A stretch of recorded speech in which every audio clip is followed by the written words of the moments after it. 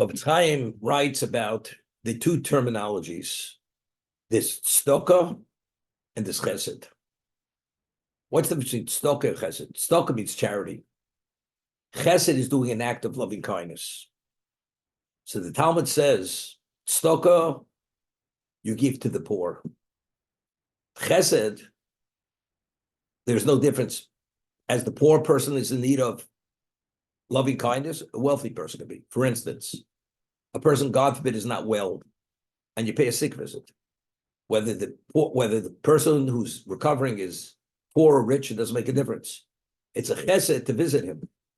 A person, God forbid, dies, and a person pays a shiva visit to the one who's sitting shiva, whether the one who's grieving is wealthy or poor, it's a chesed to pay that, to console the person who's grieving. There's a mitzvah to attend a funeral. A Jew passes away, to attend the funeral, pay your last respects. There's a mitzvah to participate in the burial of that person if there's no one else to attend to the burial of that person. That's chesed. So chesed is bein la'ani and bein la'ashirim. Whether the person is poor or rich, chesed. Charity is somebody who's truly in need of charity. So therefore you would say, chesed in a certain way has greater value than tzedakah, because chesed covers the full spectrum. Tzedakah is very specific and limited to the poor. But however, what about lending money? Lending money also, it's chesed. It's not charity, because you're going to get your money back. But tzedakah, in a certain way, has greater value than giving a loan.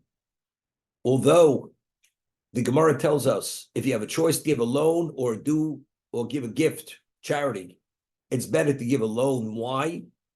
Because when you give somebody charity, the person feels he's a beggar. He can't fend for himself. And therefore, you give a man a loan, give him an extended period to pay the loan, he feels has self-worth and he has trust. Therefore, he's able to maintain his dignity. So that's the value of a loan over charity. But he says, let's say a person has already fallen on hard times and he's no longer embarrassed to accept charity. And the person is truly in need of the charity. By giving him a loan, you're burdening him and he has to pay back. And the embarrassment aspect of it no longer exists because he's already in this predicament here where he realizes he has no choice but to what? To take charity. Then giving charity has greater value. Why?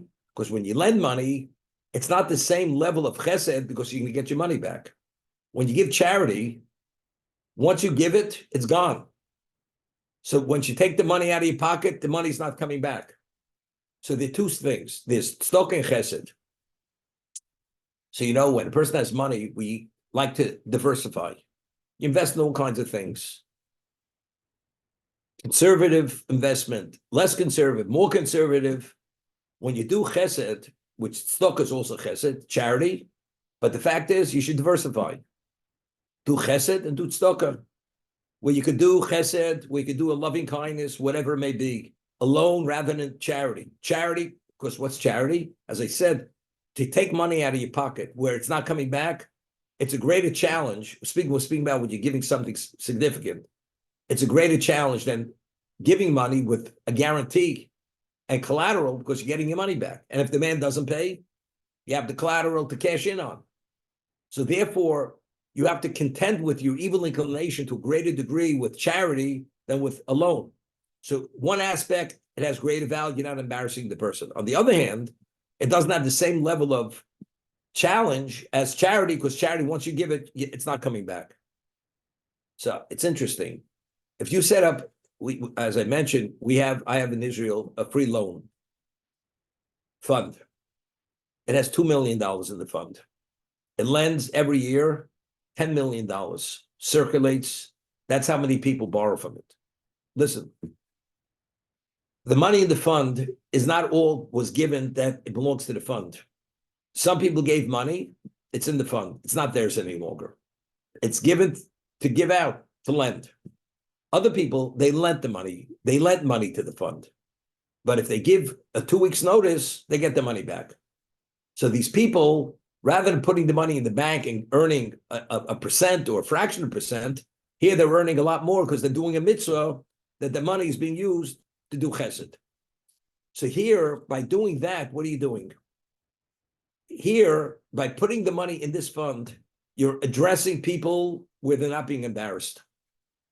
Why? Because it's a loan.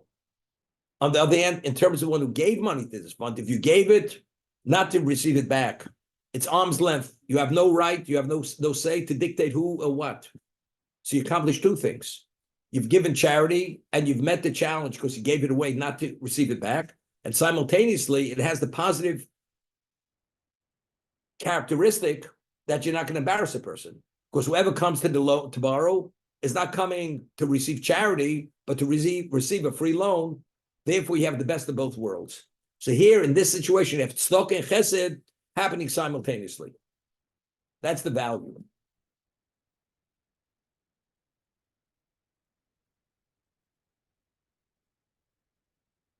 You know, Moshe Rabbeinu says to the Jewish people, I'm presenting with you life and death. Life, I want you to choose life and don't choose death. What's life? So he cites Tonet Ve'Elio, which is from Eliyahu Novi. Life is the two roads. There's a good road and a bad road. So Elio says the good road is tzedakah, and the bad road is not giving, withholding charity. Shmuel HaNavi says no, that even the good road, there are two good roads. You can take the road of tzedakah, and you can take the road of chesed. Doesn't only have to be charity. You could give, you could do chesed, which we just discussed.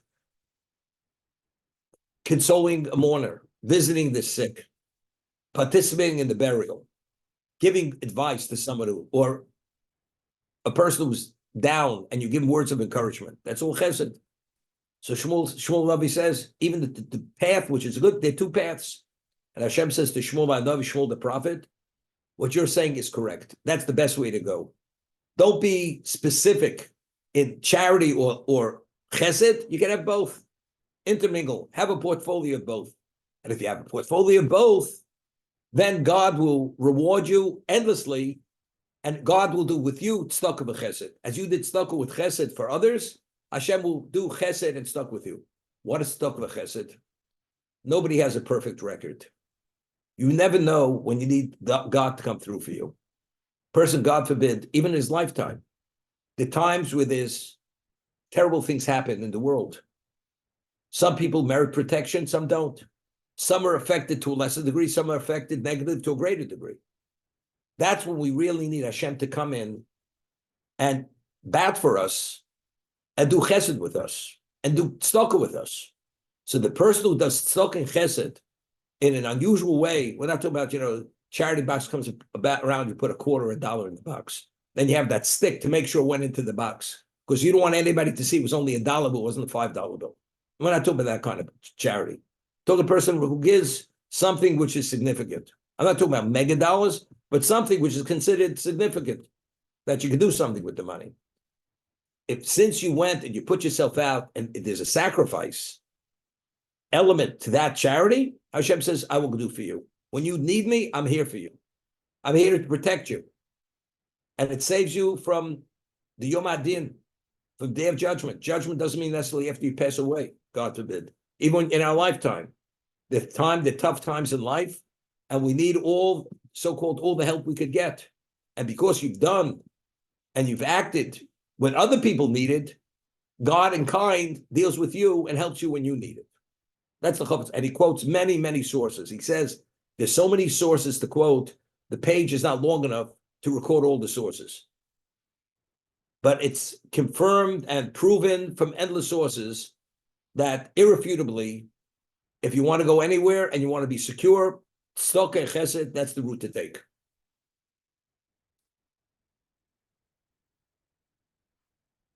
There's a pasuk that it says in the King Solomon said, "Zaro lefi chesed." When you plant for chesed. Now, so he says it, but the Chaim Voloshin says the same thing. If a person is, let's say, has a shortage of food, and you have grain, kernels of wheat, the kernels of wheat you could eat. It's tough times. There's a scarcity of food. But you can survive without eating the kernels. If you take those kernels, which are only a handful of grain, if you plant it, do you know how many bushels you could have from that handful of grain? You could have a number of bushels, which you have multiples of what you put into the ground. If you eat the grain, you've eaten, there's nothing else beyond that handful of grain. Zaru l'fi chesed, be smart, plant based on chesed. Because when you plant and you have the right intention, you want to do chesed, it's like planting. You're going to reap endlessly more than you've planted. But if you go and you consume it and take the money for yourself and you don't give to others, if that's like the fool. Rather than having the foresight and understanding by putting in the ground the return, say, but put it in the ground, it rots, it germinates. But you don't understand. The process of germination means ultimately there's going to be a yield endlessly more than what you put in the ground. When you give away, you think, I've given it away. I don't have, just in the contrary. If you've given it away and you've given it away properly, the return is going to be endlessly more than you've given away. So that's zero. And based on the intent of when you give it and how you give it, that you don't make the recipient feel like a beggar. And it's really done in the most appropriate way, then the return is even greater. Because the soil is quality soil. The grain is quality grain. And you water it when it's supposed to be watered. So if you tend and you cultivate it the way it's supposed, the return is even greater than if you do almost nothing and just put it into the ground. That's why the terminology is plant according to chesed. The chesed, how you do the chesed, that will determine the yield of whatever you plant.